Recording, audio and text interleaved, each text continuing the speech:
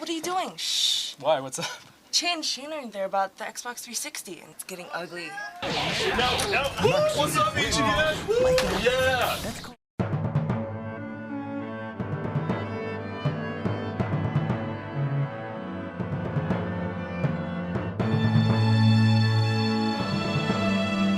Shoot. Dude, calm down. I know Microsoft talked to you. No, but Shane and I played. I mean, let me just explain, dude. We played Soul Calibur 3. He was all pissed off. We played Soul Calibur 3. They gave him lots of chances, dude. Lots of, double or nothing. He owed me like 20 bucks. And I was like, you know what? Why don't we just play for the 360? And he agreed. And you know what? Your guy lost fair and square. Maxi versus Ivy. My Maxi was better. Yeah? Oblivion's been delayed. Can you tell Matt to change up our preview schedule? Sorry, Shu. Hey, but anyway, I'm doing Ridge Racer for you guys, so... Hey, EA's here for Need for Speed. So? It's for 360. I'll be right there. Shu, I gotta go. Yeah, I'll talk to you later. Hey. Hey. Hey, EA and Pete are here with Need for Speed. Cool. 360 version? 360, next gen. Cool. Alright, I'll be on with that. I'd see you. So, do we have a final list of launch titles? Well, when can we get a list? When are we gonna there's get not the really ever reveals? going to be a list. We'll get them one at a time. Okay, well, we better get cracking on this. What you working on? Our little advent calendar. Hey. What's up? So Need for Speed's here? You got the Need for Speed? I do. Have you checked out the 360 version yet? Not yet. No. Do we have a 360 to play on? Well, technically no, but swing by my office later. Cool. Okay.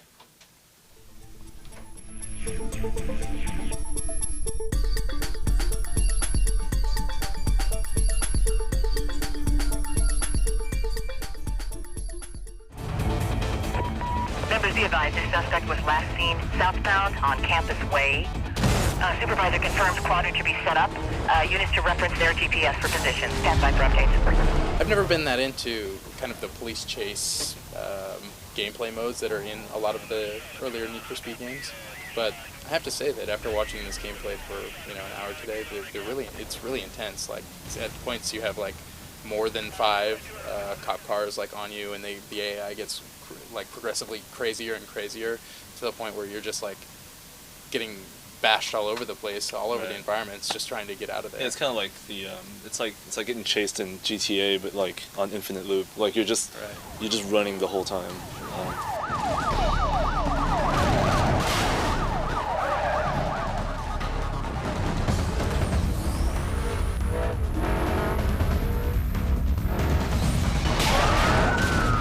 Stories in racing games is a relatively recent thing, and I think to a lot of people it's somewhat redundant. And why? I mean, it started. With you guys with Underground, it was, and I played Underground 1 and 2 all the way through, and I couldn't tell you what happened. I can't remember anything about this. Something about racing, and there was a girl. And as far as I can tell on this one, it's something about being chased by the cops, and there's a girl. I mean, why use a story to drive the gameplay in something like this? The consumers looking for, our fans are looking for a motivation to play the game. So we want to set up a context to why I want to go through this career and race these races and do these challenges. There's a motivation. You want to become the best racer and the most notorious street racer in Rockport. Yeah, like all of that will motivate the player into wanting to get to the next mission, and So on that aspect too is each of the bosses each of the Blacklist 15 are like mini bosses or bosses. So each of them have a skill set. Some are good at drag, some are good at circuit, some are good at speed trap races. So as you hone your skills, you also need to make sure that you're doing the races that allow you to go up against those Blacklist members to make sure that you can beat them. So Underground didn't really do it very well. Because I can't remember what happened, so it wasn't a very memorable story. How did you sort of look at games and build on that to make it? It sounds like having a list is a really sort of strong central part of the game. Did you look at other games that don't maybe lend themselves to a narrative and see how you could thread that through? The story thread for Underground 2 was hidden. It wasn't exposed to the user. You didn't really know what you needed to do next. It happened, things unlocked, but it wasn't crystal clear. So that's one of the lessons learned that we learned from Underground 2 is that we need to make the story a little more exposed to actually set those gates to the user. So hey, here's your next gate. Here's the rival.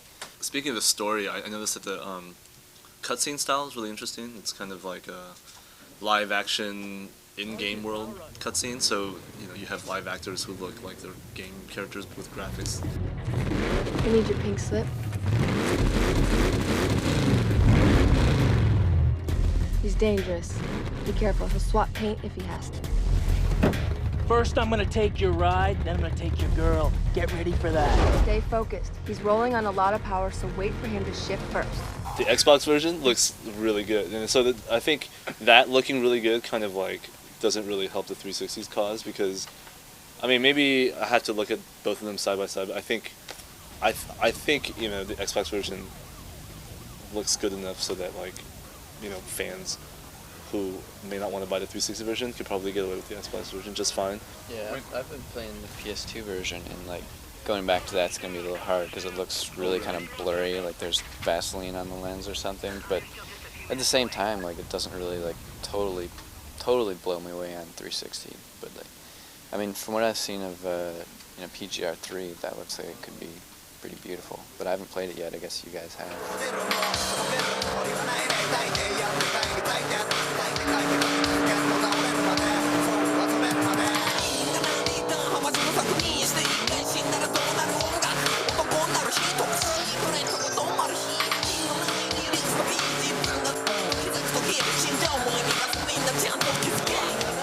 Aside from the fact that the environments are like just utterly breathtaking to look at, like the rendering on the stuff we've seen so far, the Shibuya or the Shinjuku environments, and especially the New York City one.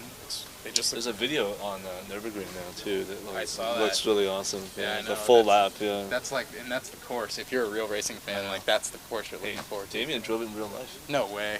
Yeah. I did in like I drove it in like a 1.6 liter like Pontiac Le Mans, so it wasn't that exciting. I was getting passed by tour buses, but it was pretty fun.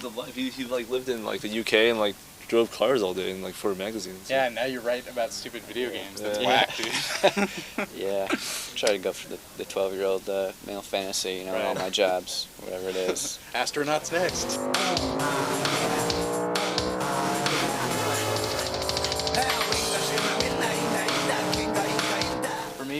We've said it before, and I'll say it again. It's all about the in-cockpit view. Like they just nailed it. It feels like so realistic. But to think that there are people who aren't going to play in that view. Yeah, there are going to be a bunch of people playing. I know, and so they're not going to experience that sort of intensity. I mean, what did you think of PGR2's controls? I mean, too arcadey, too drifty. Pretty arcadey, and like I usually don't like really arcadey games. Like that's kind of the B5 with the Ridge Racer, but I don't know, there's something about PGR3 that I just liked a little bit more about Ridge Racer. Like, just kind of made a little more sense, like the way the sliding was. It was a little more fun. I don't know, I think for me, I'd rather have it be like completely over the top realistic or super arcadey. I like PGR for its other merits. That's what I was just going to say. Yeah. Like when PGR2 came out, I enjoyed PGR1, I enjoyed Metropolis Street Racer, and but the thing that put PGR2 over the edge for me was all the Xbox Live functionality and how it was built into the menus and the interface, and like additionally to the renderings of the environments, even at the PGR2 stage, were really immaculate, and they just look better now, and they don't look like they've been neutron bombed and or void of all life either. Yeah, one thing that's going to be really cool too, I mean, we also tried this in Ridge Racer, is to actually plug in your media device and just play your own music, like as you're driving around, which might be really cool with PGR's free roaming mode, because you could just be like cruising the environments. I know you tried to plug in your Gizmondo and get all your music playing off of that. Yeah, the Gizmondo didn't work with the 360. I know. I got my PSP working with the 360. Gizmondo, no such luck.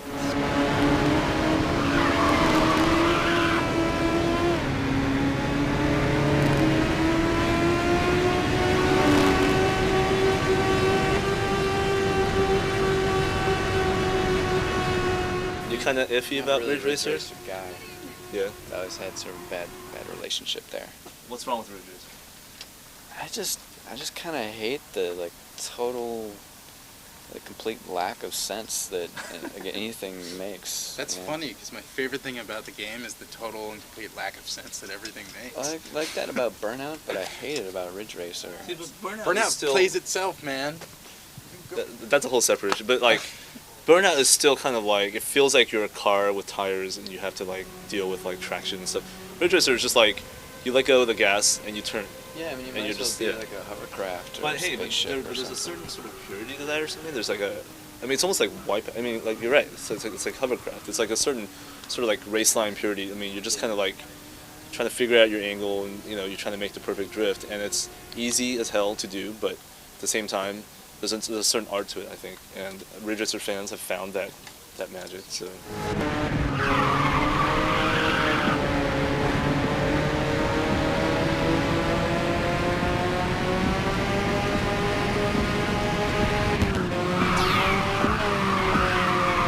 I don't think it looks quite as good as Need for Speed. Definitely, like in terms of the environments. And I haven't really seen PGR3 myself, but just from the videos I've seen, it definitely doesn't look as realistic as that. But I find that I think they all look. I mean, I don't think there's too much of a reason to complain about the graphics in any of them. Like, I think they all look pretty good. Ridge Racer 6 is pretty much Ridge Racer the Ridge Racer Right, PSP. exactly. But like the graphics are, you know, it has new tracks and the environments are better. If you like Ridge Racer on PSP, you're probably gonna end up liking Ridge Racer 6. It's almost exactly like Ridge Racer PSP, except for the single mission structure, like the single player mission structure. Which is really cool. It is pretty cool. I mean, it's for those who don't know, have you seen it? Like it's basically like it's a huge like hexa grid. Oh yeah. Yeah, and you choose like I think you pick like eight races at once, and then and it'll just sort of take you there, and then you can get all the way through the end of the map. But there's like you can basically go anywhere you want, and there's a pretty good variety of courses. But you know, same Ridge Racer tricks. There's a lot of like reverse courses, and like you know, so there's like 12 courses, and it's like reversed and remixed. I think that's the only innovation really from the PSP version. Aside from that, You can use two nitro bursts at once with a single touch of one button. And of course you can listen to your own custom soundtracks using the Xbox. Right. Well, we were listening to like Autechre, My Bloody Valentine on the Ridge Racer game is really bizarre. My Bloody Valentine plus Ridge Racer is a good combo. I mean, it's the same as any other Ridge Racer to me. Like it's not going to change your mind. Like it's not Ridge Racer plus like next gen elements or you know any new gameplay things that are really going to. But thank God, because I mean look what they had with our Racing Evolution. Exactly. I mean they changed the formula and look at what happened to that. You know. Right, Ridge Racer. The nice thing about Ridge Racer 6 is that Ridge Racer fans are still gonna like it, and if they're not expecting tons of innovation, because they're not gonna get that. And guys who don't like Ridge Racer, the haters are still gonna hate it. Yeah, that's good. Gotta hate something.